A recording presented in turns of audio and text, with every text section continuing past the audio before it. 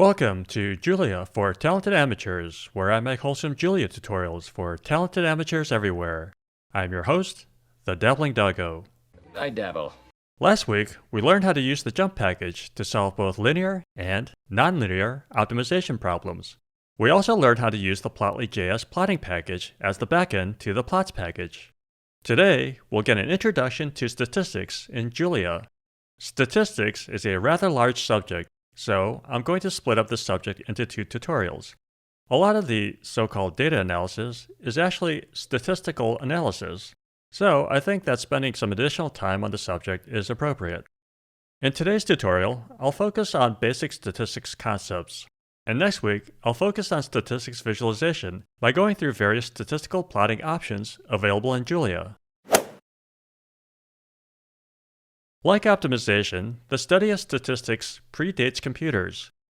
Statistics provides a language to understand data at any scale, from a small sample to a global population, and provides tools to make decisions in the face of uncertainty.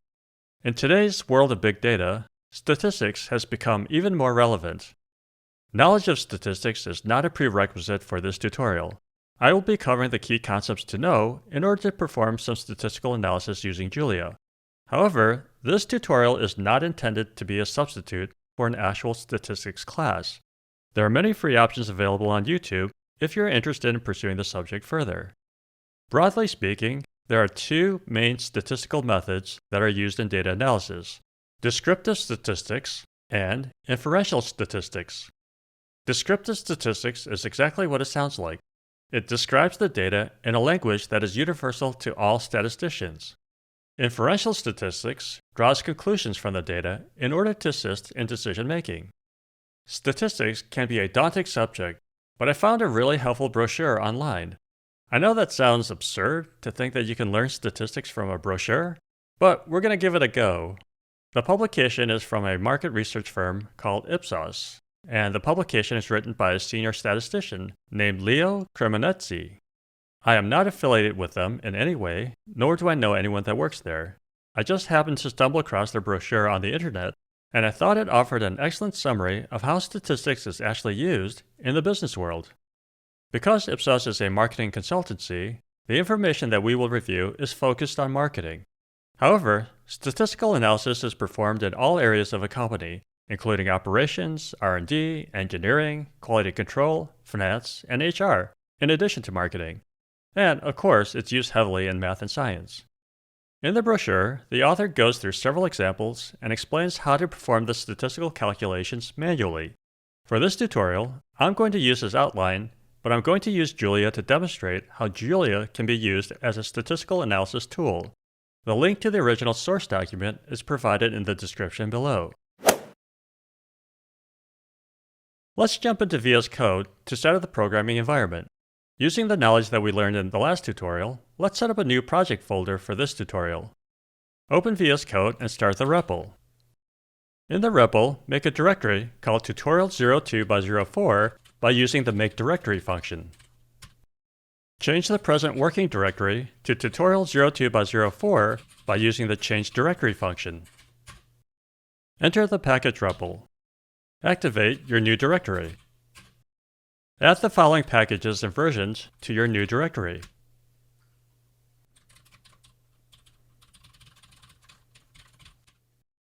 Type in status to confirm that these are the only two packages showing up. Exit the package REPL. If you haven't done so already, create a new file.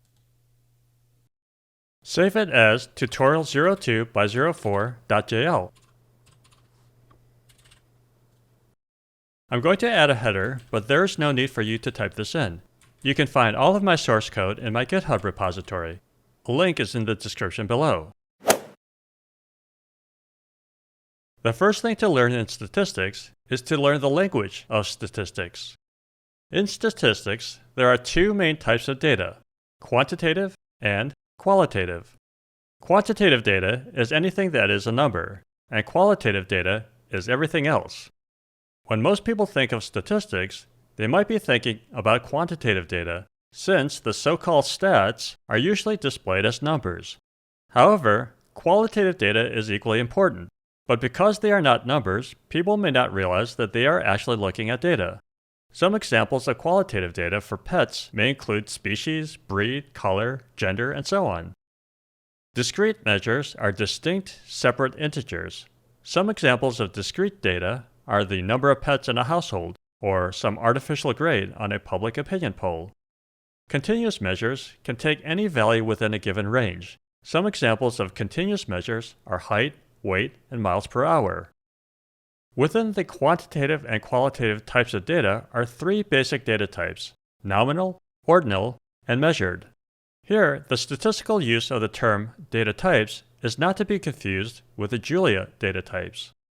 Qualitative data obviously can't be measured, so the measured data type is exclusive to quantitative data. However, nominal and ordinal data may fall under either quantitative or qualitative data. Nominal data is some type of classification, like gender and breed. The English word nominal comes from the Latin word meaning name, so you can remember nominal data as anything that you can give a name. Ordinal data is something that can be ranked, but not necessarily a number, like A student, B student, etc. Just like the word sounds, the English word ordinal refers to the order or sequence of things. Measured data is just what it sounds like, that is, quantitative data that was measured in some unit of measure, like time, temperature, etc. It's often important to summarize data by using a single number, which serves as a representative of the whole dataset. Over the years, statisticians have developed several such numbers, which they refer to as measures of location. Measures of location include mean, median, quartiles, and mode. Let's take a look at an example to see how to find these measures of location using Julia. Start by selecting a couple of packages. The statistics package is part of Julia's standard library, so there's no need to add it. However, it's a relatively small package with only around 10 different functions, albeit important functions. StatsBase is a much larger package that contains many useful statistics functions. I'm not sure who the primary author is, but from their GitHub page, it looks like there are 99 contributors, so it's clearly a large effort. Our first example comes from our source document. In it, there's a table with some data on various beverages. We're just going to look through the calories information in that table. I've included the calories vector in the description below if you want to copy and paste it here. You can view your vector by using VS Code Display. Try sorting the calories data. Do you notice anything peculiar? For some reason, VS Code Display sorts numbers by the leading digit, so the 100s appear before 68, 72, 97, and 99. I'm not sure why that is, but here's a little hack as a workaround.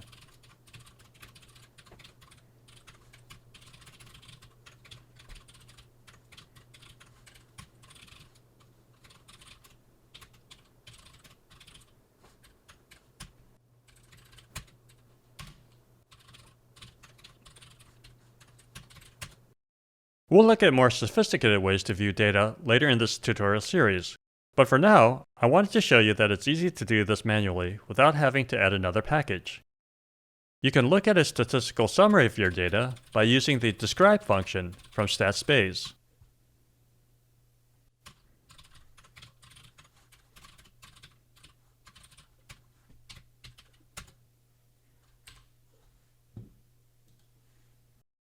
Let's go through each of the line items. Length is just the number of elements in your collection. Missing count is self-explanatory. Mean is the average value of your collection. It's the same as the sum of your collection divided by the length of your collection. Minimum is the element in your collection with the lowest value. I'm going to skip the first and third quartile for now. I'll get back to them in a few minutes. Median is the value in the middle of the collection. If there's an odd number of elements, then the median is the one in the middle. If there's an even number of elements, then the median is the mean of the middle two elements. Maximum is the element in your collection with the highest value. Type is the Julia data type of the elements in your collection. Now, what does this tell us? If the mean and the median are similar, then it suggests that your collection is balanced on both sides of the mean and median. If the mean and the median are significantly different, then it suggests that your collection may be skewed to one side or the other.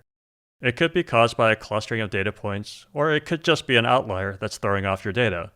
In any event, it suggests that you should take a closer look at the distribution of your data. The quartiles provide an indication of how spread out your collection is. By looking at the differences between the minimum and the first quartile, we can see that the difference is 110.25 minus 68, or 42.25. The difference between the first quartile and the median is 144 minus 110.25, or 33.75. The difference between the median and the third quartile is 149.5 minus 144, or just 5.5. Finally, the difference between the third quartile and the maximum is 175 minus 149.5, or 25.5. So there's a much wider range in values for the items below the median, so you would expect the mean value to be below the median, which it is. In any event, there's a limit to how much you can assess by looking at these measures of location, but it does provide a starting point to begin your analysis. You can find all of the individual values listed in the summary stats by using separate functions in Julia.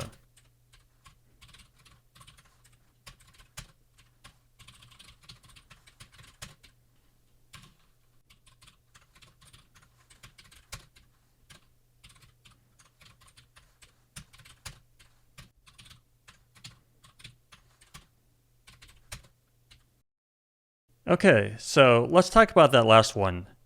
First of all, the function is named quantile and not quartile. Second, the calculation for this quantile/quartile is a weighted average and not a simple average. Julia's calculation is consistent with how it's calculated in R and NumPy. In our example, the source document comes up with different values for the first and third quartile. The author goes on to emphasize that there's no set method when calculating quartiles, and that different software packages will use different methods and thus will produce different values for each quartile. Let's take a look at our data in VS Code Display. The first quartile is in between the fifth and sixth element, which are 102 and 113. Using a simple average, the quartile would be 107.5. However, Julia calculated 110.25, which is closer to the mean of 132.35. The third quartile is in between the 15th and 16th element, which are 149 and 151. Using a simple average, the quartile would be 150. However, Julia calculated 149.5, which is again closer to the mean of 132.35. Regardless of how it's calculated, the quartile figure provides some important insights that are often ignored in favor of more common measures such as the mean and the median. There's another measure of location that does not appear in the summary stats, and that is the mode. The mode is the most common number in a collection. If several modes exist, the first one, in order of appearance, is returned. In our example, the number 149 appears 3 times in our collection. If a number appears frequently, it may be an indication of popularity, or conversely, it may be a problem that needs to be addressed. Either way, it suggests that a closer investigation of that number is required. There are a lot of different options for viewing frequency using Julia, which we'll discuss later in this tutorial series. For now, let's stick to this document and move on. There's no perfect measure of location for every dataset. Sometimes the mean will be the most important. Other times, the mean may be problematic. For example, if there's an outlier that's skewing your data. The point is, there's a common set of measures of location that will describe any dataset in a common language. Identifying these measures provide a starting point for your analysis. Once the mean has been obtained, then the next step is to determine the degree of dispersion around the mean. Measures of dispersion include the range, variance, and the standard deviation. These measures provide an indication of how much variation there is in the dataset. The range is just the difference between the maximum and the minimum value. It provides a high-level overview of your dataset, but limited insights. The variance and the standard deviation are measures of the average deviation from the mean of all observations in the dataset and can be used to assess how dispersed the data is. In order to calculate the variance, you take each element in your collection and subtract the mean from it. This step may lead to having some positive numbers and some negative numbers. To make them all positive, you square each of the numbers, and then you add them up. This is known as the sum of the squares. And then you divide that total by the length of your collection to give you the average variance for your collection. In Julia, you can use the VAR function to calculate the variance. Julia gives us a different answer than the one in the document. The author calculates 868, but Julia calculated 913.7. What's the difference? The author is calculating the population variance, while Julia is calculating the sample variance. Again, what's the difference? The population variance assumes that you have collected every possible data point. The sample variance assumes that your collection is a subset of a larger population. In most cases, you'll be interested in the sample variance and not the population variance. However, you can ask Julia to give you the population variance by adding a keyword argument.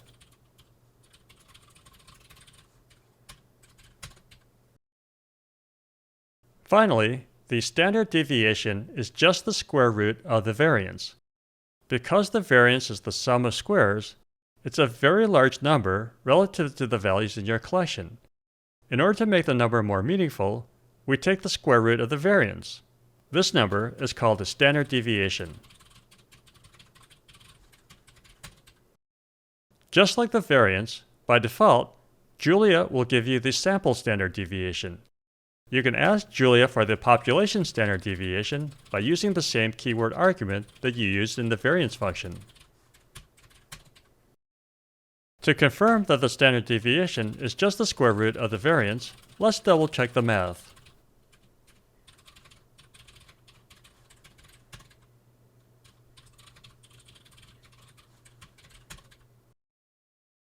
We calculated a standard deviation of 30.2. The mean is 132.35. If you add and subtract 30.2 from 132.35, you get a range of 102.15 to 162.55. Observations that fall within this range are said to be within one standard deviation of the mean. Okay, that covers the basics of descriptive statistics. Identifying the measures of location and the measures of dispersion is the first step in performing data analysis. Now, you're ready to move on to bigger and better things. No discussion about statistics would be complete without mentioning the central limit theorem, or CLT. I took this section from a lecture given by John Guttag of MIT. According to the central limit theorem, given a sufficiently large sample, the means of the samples in a set of samples, the sample means, will be approximately normally distributed. This normal distribution will have a mean close to the mean of the population, and the variance of the sample means will be close to the variance of the population divided by the sample size. The CLT makes the extraordinary claim that we can understand the entire population just by taking some small samples, because the characteristics of those smaller samples will closely resemble the characteristics of the entire population. We like to think of ourselves as individuals with free will. In isolation, that may be true. However, collectively, as a species, it turns out that we humans are quite predictable. A relatively small sample of us can accurately predict the behaviors of human beings as a whole. This is a profound claim that is both astonishing and humbling at the same time. The CLT is the foundation for all of our modern surveys, political polls, television ratings, and many other applications. However, we know that surveys, polls, and ratings are not always accurate. Why is that? With the CLT, the catch is that the samples must be random and independent, with each member of the population having an equal, non-zero probability of being selected. In many cases, this is not possible due to limitations on resources like people, time, and money. The improper collection of samples may lead to biased predictions.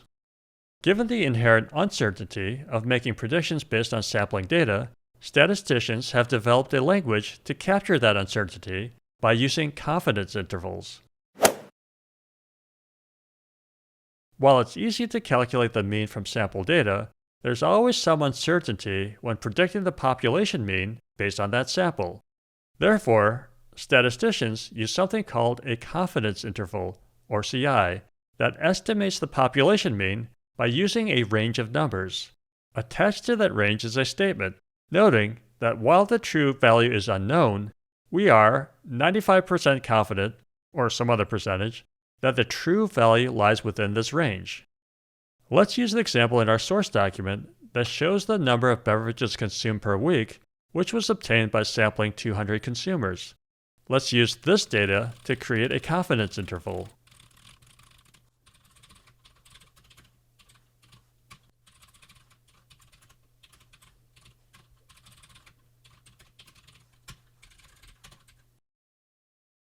Using the sample data, how could we estimate the average number of pints consumed by the entire population?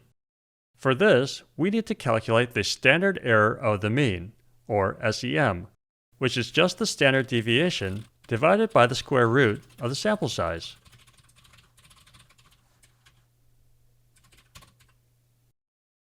Statisticians then multiply this number by some factor to determine a confidence interval. For a 95% CI, that factor is 1.96.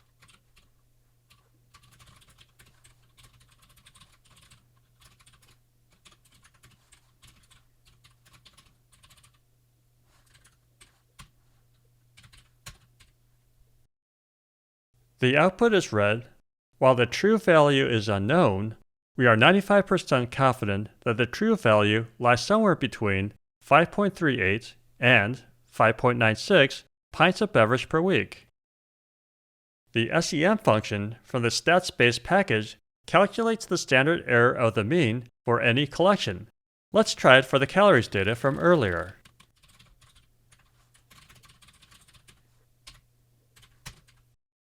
Let's confirm that the SEM from StatsBase is the standard deviation divided by the square root of the sample size. Looks good. I couldn't find a function in Julia that prints out the confidence interval, but it's easy enough to create your own function.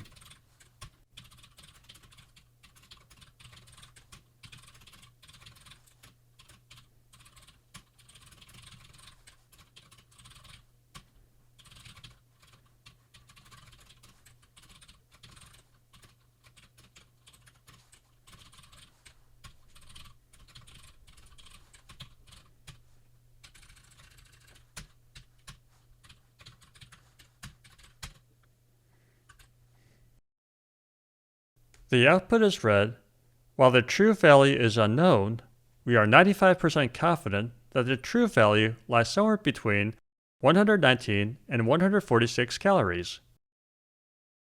That's the great thing about using Julia. If you can't find what you're looking for, you can just make it yourself. Now, you have a function that will print the confidence interval for any collection of data. What happens if your data is from a survey and the information you have is in the form of a percentage?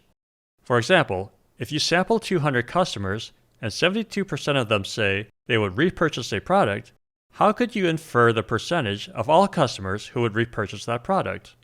This is an example of a binomial distribution, meaning that there are only two possible outcomes.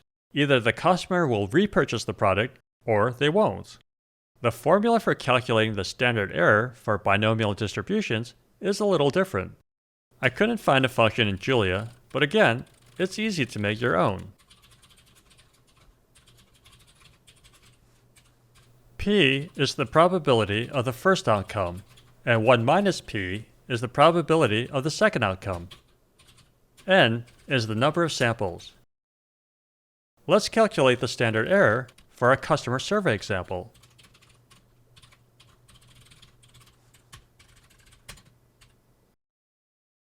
Now that we have our standard error, let's create a CI function for binomial distribution cases.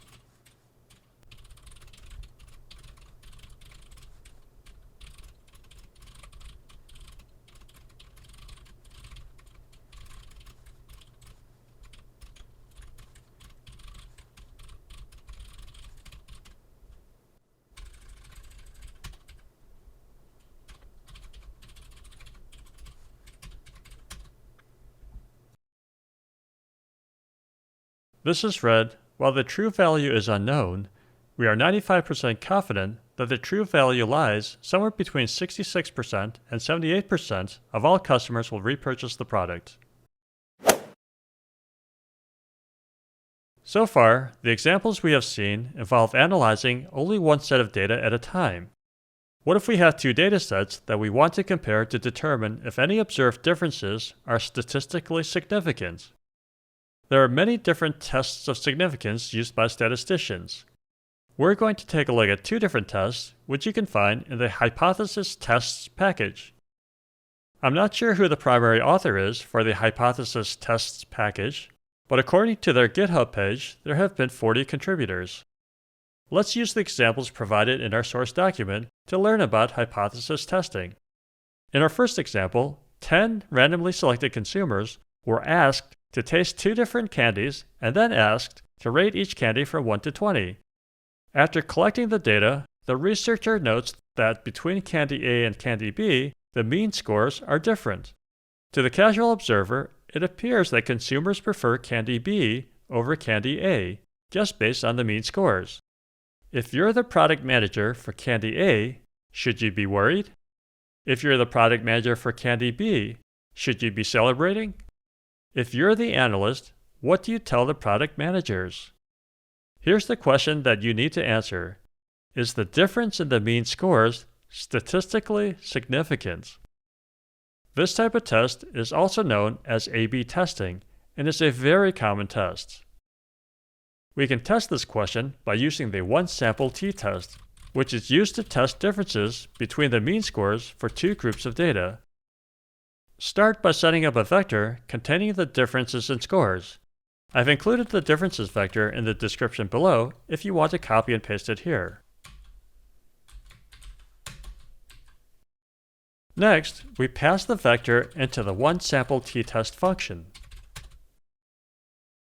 Okay, so that's a lot of information to absorb. What does all of this mean? The way these tests of significance work is they start with a hypothesis, called the null hypothesis. After running the test, the model then decides to either reject the null hypothesis or fail to reject the null hypothesis. Note how carefully worded that last statement is. The model never decides to accept the null hypothesis, only to reject or to fail to reject. There's a lot of information displayed here, but the important numbers are the values for H0 and the two-sided p-value. The value under H0 is our null hypothesis. In this case, our null hypothesis is that the mean of the difference is 0, meaning that there is no difference between the two candies. The two-sided p-value is the probability of observing the test results under the null hypothesis. The higher the value, the higher the probability that the null hypothesis is true. The lower the value, the lower the probability that the null hypothesis is true. In general, the cutoff for measuring statistical significance is 0.05. If the p-value is greater than 0.05, then we can accept that the null hypothesis is probably true. Or, using the double negative convention of statisticians, we fail to reject the null hypothesis. In this case, the p-value is 0.16, which is higher than 0.05. So, we fail to reject the null hypothesis, meaning that, based on this testing method, the null hypothesis is probably true. As a reminder, our null hypothesis is that there is no difference between the two candies. In other words, even though there's a difference in the mean values of candy A and candy B, based on this sample, the difference is not statistically significant. Therefore, you cannot statistically conclude that consumers prefer candy B over candy A. I know that this may be a little confusing due to the double negatives, but it will get easier with some practice. Another test of significance is Pearson's chi-square test. Pearson's chi-square test is used to test different sets of categorical data in order to evaluate how likely it is that any observed differences between the sets arose by chance.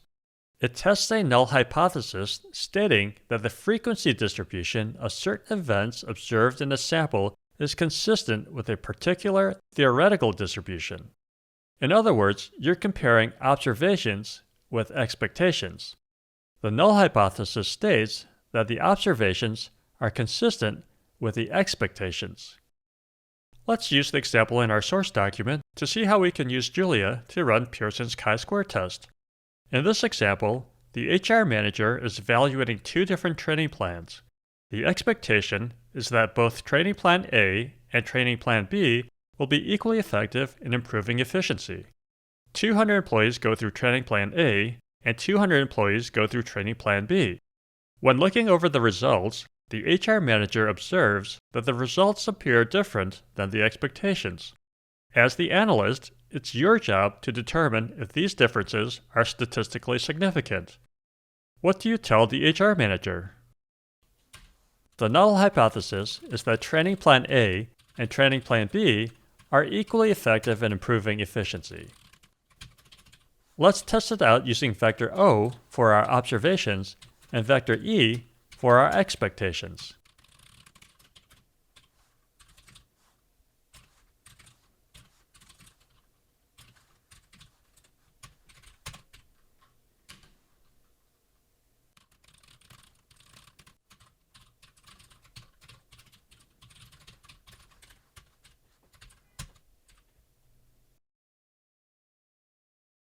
Just like the output from the one-sample t-test, there's a lot of information provided in the output of Pearson's chi-square test. The important numbers are the value under h0 and the one-sided p-value. Pearson's chi-square test requires the null hypothesis to be entered in as a vector of probabilities that add up to 1. That's why we're using the linear algebra package to access the normalize function to convert the expectations vector into percentages. The one-sided p-value is essentially 0, and just like before, statisticians are looking for a value that is either above 0.05 or below 0.05. P-values below 0.05 indicate that the null hypothesis should be rejected, because the probability that the null hypothesis is true is very low. As a reminder, the null hypothesis is that training plan A and training plan B are equally effective in improving efficiency. Based on our test, we reject this hypothesis, meaning that the difference in the effectiveness of the training plans is statistically significant. Pretty interesting, right? Without these tests, we might have reached a different conclusion. However, having these tools available allows the analyst to make evidence-based inferences from the data to help make decisions. Well, that's it. Today, we got a high-level overview of the main concepts of statistics. We added the StatsBase package and the hypothesis tests package to use Julia as a tool for descriptive statistics and inferential statistics. Next week, we'll continue our exploration of statistics by playing with some statistics visualization options available in Julia. If you enjoyed this video and you feel like you learned something new, please give it a thumbs up. For more wholesome Julia tutorials, please be sure to subscribe and hit that bell. New tutorials are posted on Sundays. If you have any questions, please post them in the comments below. Please feel free to share these videos since these tutorials are getting rave reviews. Just listen to what the professional reviewers are saying. I'm shocked, appalled, filled with consternation and horror.